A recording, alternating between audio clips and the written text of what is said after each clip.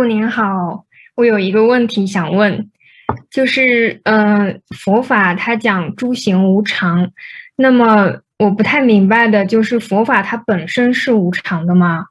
我是想说，佛法它本身代表着一种真谛、真理，也就是说，无论佛陀出世或者不出世，讲法或者不讲法，它这个真相都是永恒的存在的，要不然它就不是一个真谛、一个真相了。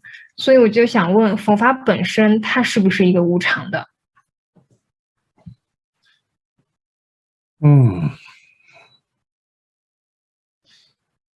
哦，这是的嘞。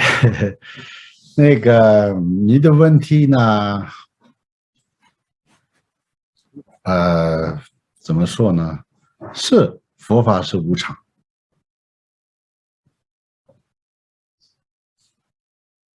如果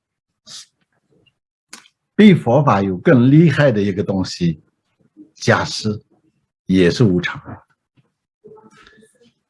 这个用法其实实际上呢，释迦牟尼佛在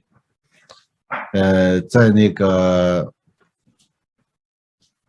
大般若经里面有很著名的一句话，用藏文来说就是说娘林的巴里拉比出席要拿这样就马当莫伦达我下我。他的意思是说，佛陀本来不是说是涅槃，大家知道，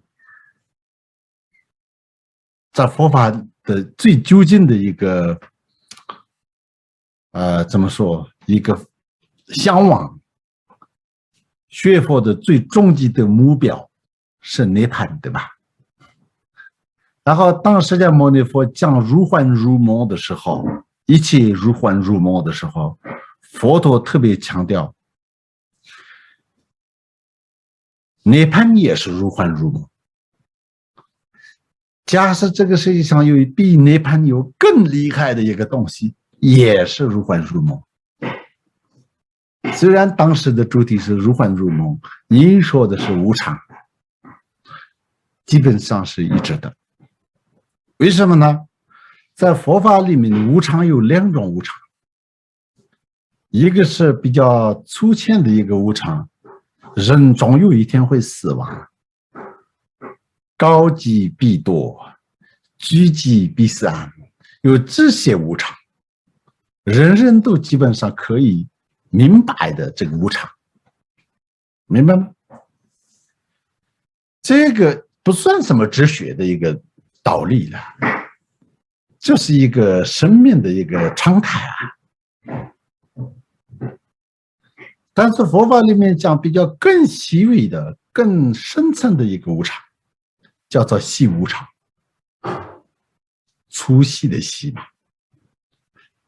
这个无常呢，就是说每一件事情、每任何东西，它在最短的一个时间内，它在一个变化的一个状态。也就是说，我们以为宏观的世界大大小小任何东西，实际上它是一个变化的一个过程，从变化生变化，从变化生变化，然后一个变化成为因，再一个变化成为果，好像这是相互依赖，相互相成，最终找不到真正的根，就这个无常变成如幻如梦。这是宇宙的本质，一切诸法的本质，万事万物的本质。所以你刚刚说的没有错，释迦牟尼佛并不是创造出这个天地，而且这是讲出世界的本质啊。所以呢，无常这个东西呢，佛法当然是无常，明白吗？但是你刚刚问的时候，哎，佛法也无常的话，无常好像有一天总有会失去无常，没有意义就叫做无常吗？不一定。明白吗？无常只是每一分一秒离不开任何事情，它的本质的那个动态就是无常啊。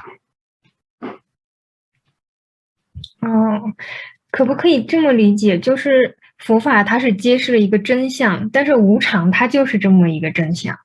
对，无常一个真相，但是用佛法可以应用这个无常来修嗯法修行。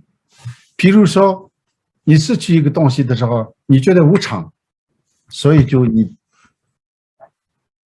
不执着这个东西，嗯你能放得下。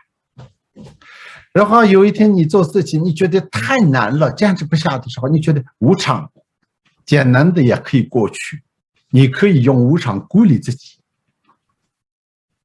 明白吗？嗯，所以这个明白。无常呢，就是有很多的作用的。但是无论如何，无常这是一个事情的一切它的天地万物的本质。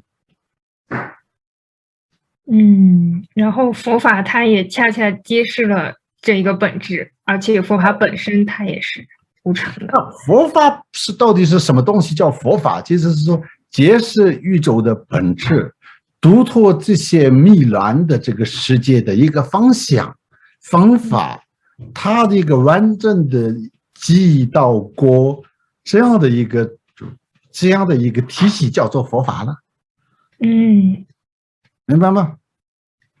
也不能说是无常是佛法啊，佛法还是释迦牟尼佛创建的一个宗派没有错，宗教。但是这个宗教呢，只是说用四圣谛来告诉你轮回的真相，然后呢，你现在这个迷乱的这个轮回当中，用什么样的方法可以回到最原始的这个状态？